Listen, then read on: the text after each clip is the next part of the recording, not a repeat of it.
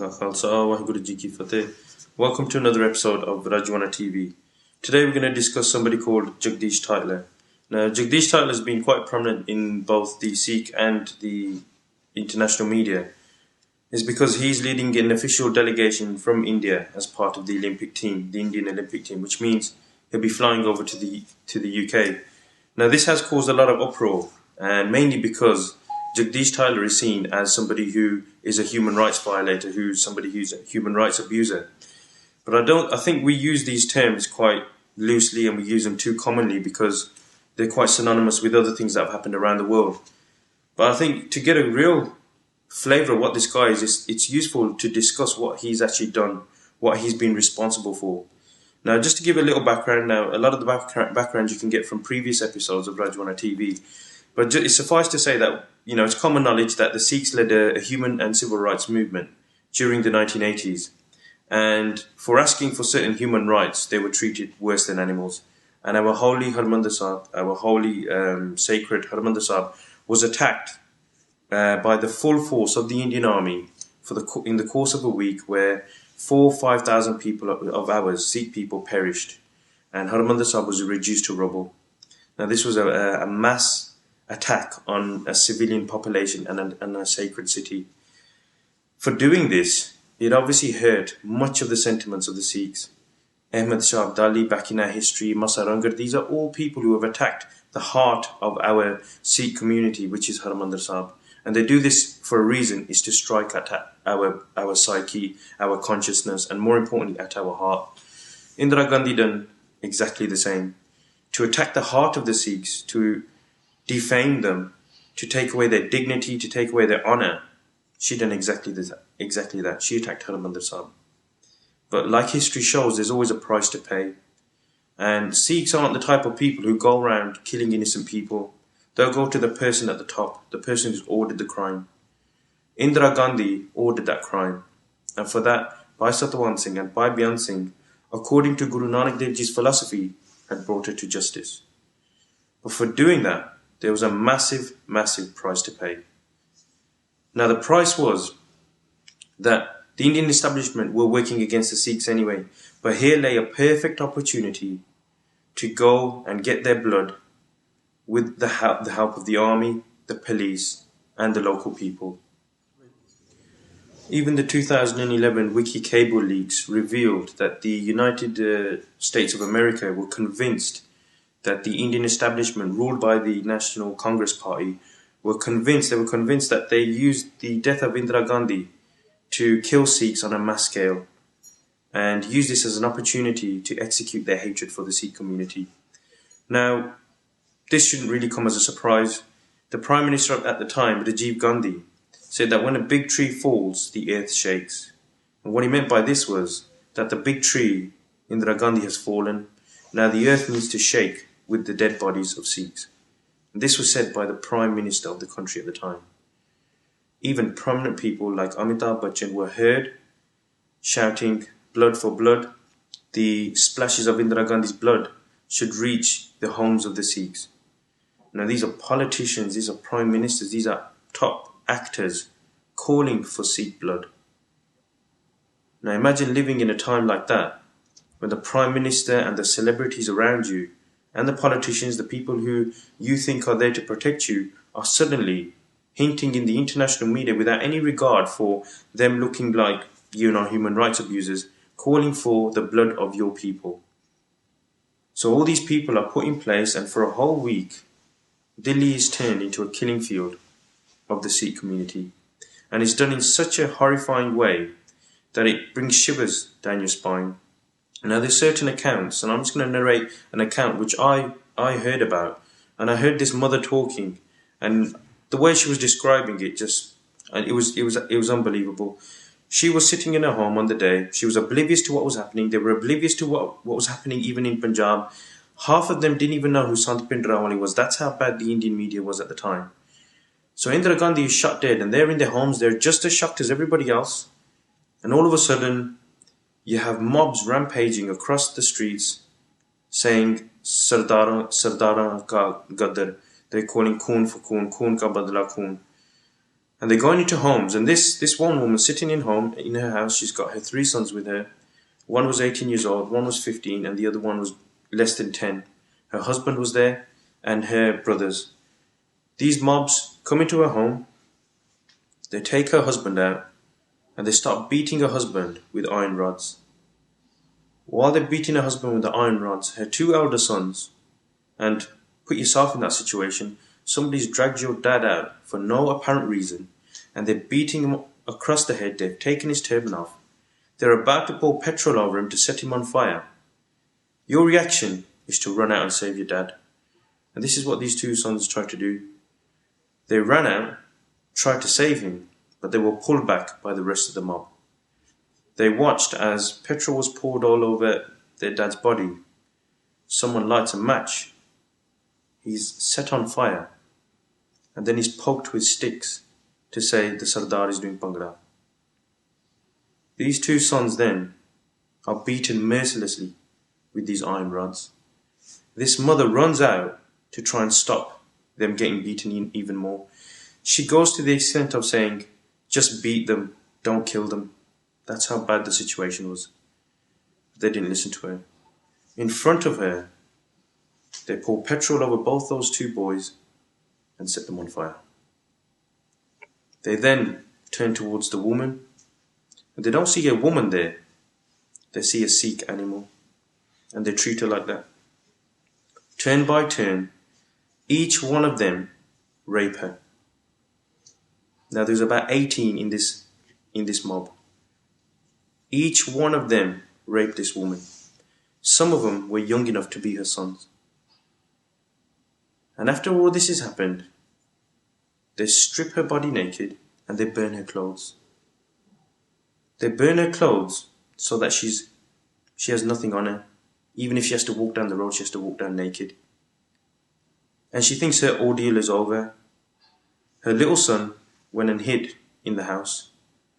So as the mob have just destroyed everything that belongs to this woman and are laughing, joking, doing high five to each other, they try and start moving. They move across to the next Sikh house. But then one of them says, Sardarni ka chota bacha reh gaya. What that means is that this Sikh woman's little son is still in the house. They go back, all 18 of them, pull the little boy from under the bed, pour petrol over him, and set him on fire. But this scene was recreated across not only tens, not hundreds, but thousands of Sikh homes. And it was so systematic that each colony, each constituency had the same type of massacre and the same type of systematic abuse and systematic execution.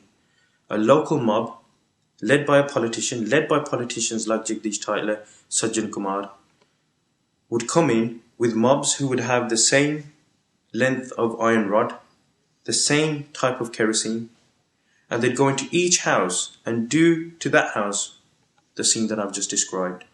They'd take the men out, take their turbans off. Often they'd put ties around their necks and set them on fire. They then turned to the women, openly raped them, gang raped them, in front of the police, in front of the army. Then killed the children, and then a new mob would come in that would loot that house, take the TV, take the videos, take all the valuable possessions, and then a third mob would come in to destroy the house, to set it on fire. Now this was replicated all across Delhi. The situation was so vulgar, so brutal, so vicious, that there's colonies out there that today they are called widows' colonies, where there's just no men left. They're just victims of rape. These women who are still alive, who have no children. There's women who had 26, 27, 28, 30 members of their family killed in front of their very eyes. Now if you're driving down the road and you see a dead squirrel on the road or a dead cat, you wince in pain. You think, God, I wonder what kind of pain that squirrel or that cat went through when they were run over by a car. These people didn't even flinch when they had little children running around on fire. They didn't flinch. You even feel sorry for an animal that's dead on the floor, that's lost its life.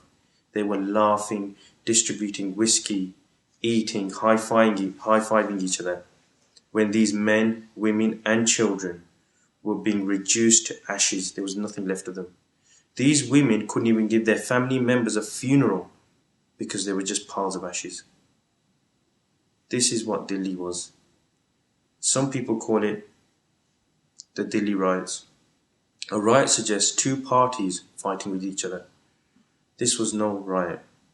This was an out-and-out massacre. Some historians have even called this a pogrom. Now, a pogrom first happened in 1819 in Frankfurt, where Jews were rounded up, they were hunted down, and they were killed. Their women were raped, their synagogues were burnt, their scriptures were burnt, and there was mass extermination of them. 1819. It was so bad it was coined a pogrom. Now, what happened with our community was exactly the same. Women raped, men burnt, even the Gurdwara were attacked. Guru Granth Sahib, our holy Guru, was also reduced to ashes. Our scriptures were burnt. Everything around us was burning. This is a pogrom. This is a genocide. And it was led, organized and executed by people like Jagdish Tytler. He happily walked through the streets of Delhi and pointed at Sikh houses. They used their very own electoral register to point at Sikh houses. The violence was so systematic and organized that you'd have a couple of houses that were fine because they belonged to Hindus. Then you'd have one house that was burnt and there was nothing left because it belonged to a Sikh. That's how organized and systematic it was. It was also that brutal that burns units, for 4 days, many people don't know that burns units in Delhi, in Delhi's hospitals, were closed down. They knew that Sikhs are going to be burnt alive. If they do survive, they're going to have mass burn wounds. They're going to have third-degree burns. So they even closed down the burns units in the Delhi hospital so that Sikhs can't get treatment. Sikh girls were rounded up. Now, this is documented. Sikh girls were rounded up. When the mobs were out there getting their fun, dragging Sardars off buses, dragging them outside their house and clubbing them to death, when they got sick of beating them and setting them on fire, they'd take Sikh girls and put them in different rooms, throw them in. At one time, there may be 25 Sikh girls. So when these fascist Hindus who were burning our Sikh brothers, when they got tired of doing that, they went into the room, picked any Sikh girl that they want and raped her. These girls were kept in these rooms for 4 or 5 days, just for the pleasure of these fascist Hindu guys. This is the kind of brutality we're talking about. So when we talk about Jagdish Tytler, human rights abuser, we're not talking about somebody who's gone and shot someone willy-nilly, or he's gone and got rid of a couple of people and he's got away with it.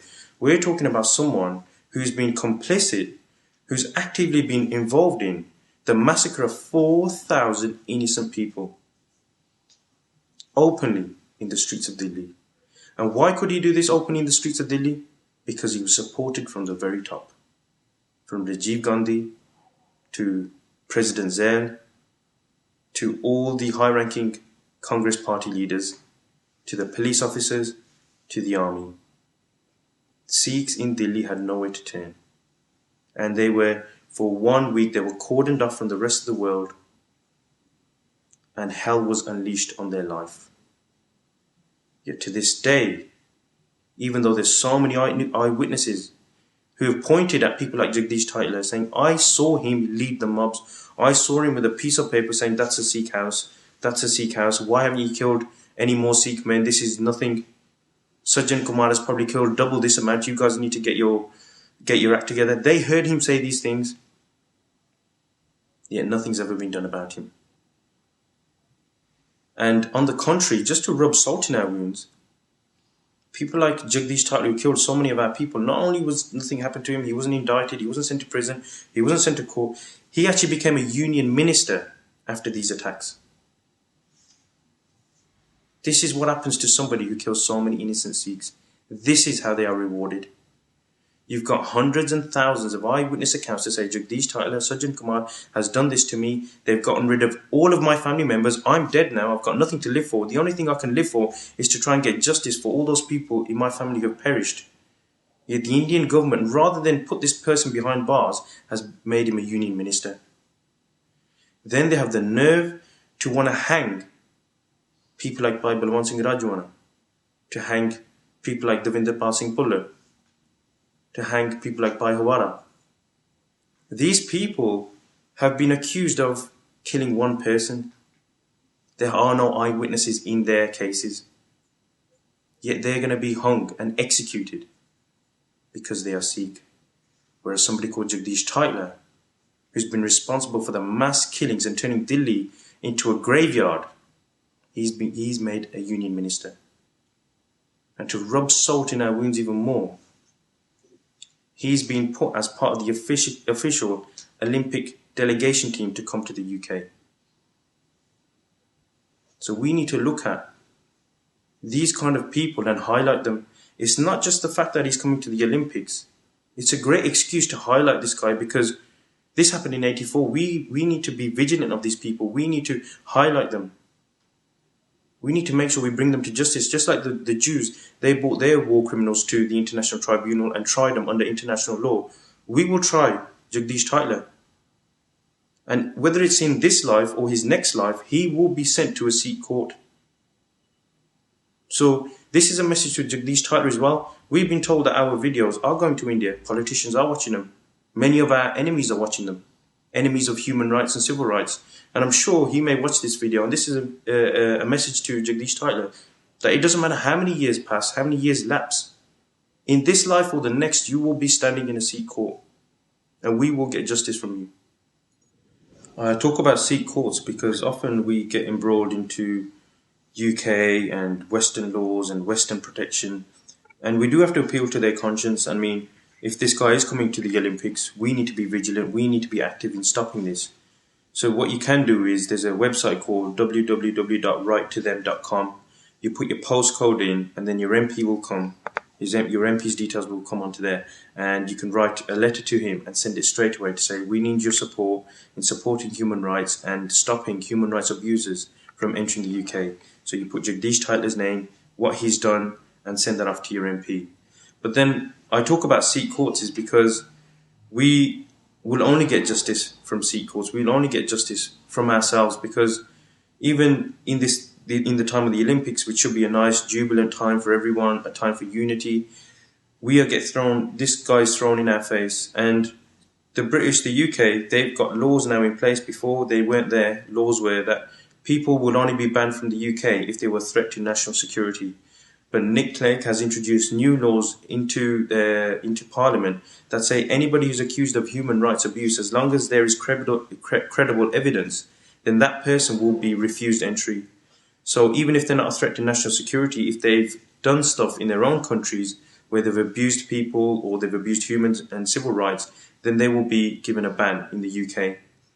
So they've applied that law to certain countries like Syria. Some Syrian delegates and Syrian athletes aren't allowed to enter the UK because of their affiliations back home. But why then is somebody like Jagdish Tytler, who's a known butcher of people, the butcher of Delhi, why is he then given a visa to come to the UK? So we need to appeal to these people. We need to tell them who this guy is. But more importantly, we need to be vigilant of him. We need to make sure that even in your next generation, your children, you show this guy's photo and say, this is what he's done to our people. This Olympics is a good time to highlight this guy because so many people are falling under the radar. And more importantly about Jagdish Tytler is the country that we belong to. There have been 8 commissions that haven't mentioned Jagdish Tytler once. Commissions into the massacres of Sikhs. Whereas the Nanavati Commission, which is more of an independent commission, they did mention his name. They did mention him and they said he was complicit in the killing of innocent Sikhs. This was the Nanavati Commission. The CBI, who are as corrupt as the Indian establishment, they do their own so-called investigation and they close a report on Jagdish Tytler and say, look, he's an innocent guy. It was a case of mistaken identity. Then you get 2 Sikh guys from California, Jasbir Singh and Surinder Singh, who contact 8 independent Indian channels and say, we saw this guy, we were in Delhi and we saw him picking out Sikh houses and directing the mobs to kill Sikh people. How can the CBI close the case on this guy if we haven't even been contacted? But for fear of their life, they didn't travel to India because they were getting extreme threats. So this guy has done so much, has killed so many, has destroyed so many people's lives and crushed their dreams. They've got nothing to live for, close to 4,000 or 5,000, yet he still sits pretty in India's government. This is the country that we think we belong to, where killers of our people are still running the government. That's why it's important to highlight someone like Jagdish Tytler. But let's not get fixated on him as a character. It's the system of India that we need to change. Because Congress party have come and gone, the BJP have come and gone, different prime ministers have come and gone. We've even got a so-called Sikh prime minister. Yet people in Punjab to this very day are getting shot innocently. Doesn't matter who comes, who goes, who's running government, who's in the Lok Sabha. The politics of genocide and cycles of massacre against the Sikh people have been going on since 1947 to the present day. The solution for us isn't just to get justice from individuals, it's to change a whole system or create one ourselves.